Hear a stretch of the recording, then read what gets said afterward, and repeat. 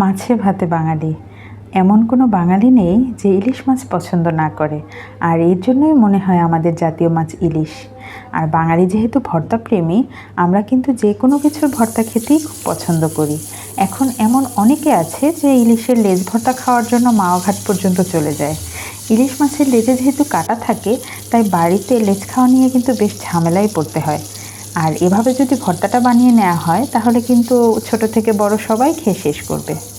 আর যেহেতু ভর্তাটা করতে খুব বেশি ঝামেলা হয় না, শুধু কাটাটা একটু বাছতে যতটুকু সময় লাগে, এছাড়া তেমন কোনো কষ্ট নেই। তাই আমার কাছে মনে হয় যে এটা খুব সহজেই বাড়িতে বানিয়ে নেওয়া যায়।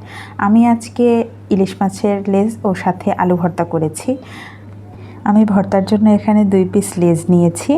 লেজ দুটি পরিষ্কার করে ভালো করে ধুয়ে তারপরে হলুদ, মরিচ, একটু লবণ দিয়ে মাখিয়ে তেলে ভেজে নিয়েছি এবং ভাজার পরে খুব ভালো করে সতর্কতার সহিত কাটাগুলো বেছে নিয়েছি।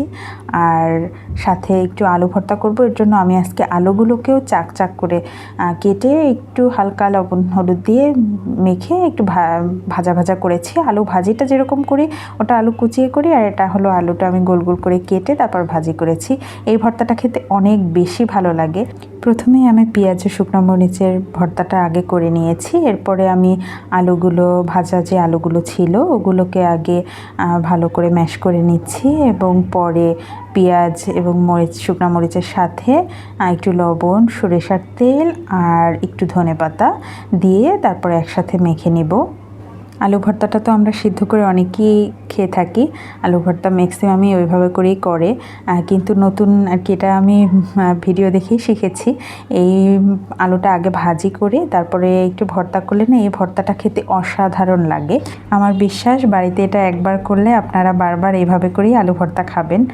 আর হলো সিদ্ধ করার ওইভাবে ঝামেলা থাকে না, একটু পাতলা পাতলা করে কেটে ভাজি করতে খুব বেশি সময়ও লাগে না।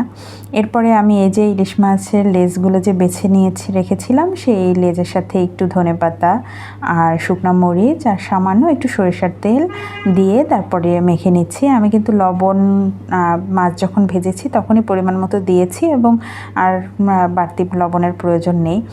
ভর্তাগুলো দেখে লোভনীয় লাগছে না বলেন? আসলে ভর্তা এমন একটা জিনিস যে দেখলেই খেতে ইচ্ছা করে। তো যদি আমার ভিডিও দেখে এখন কেউ ভর্তাটা বানিয়ে থাকেন, অবশ্যই আমাকে কমেন্ট করে জানাবেন, আমার খুব ভালো লাগবে। আর আমি আর ওয়েট করতে পারছিলাম না যে এই প্লেটে ভর্তা মেখেছি। আপনারা যেভাবে মানে পাটা মোছা যে ভাত বলে, এটা প্লেট মোছা ভাত হয়েছে।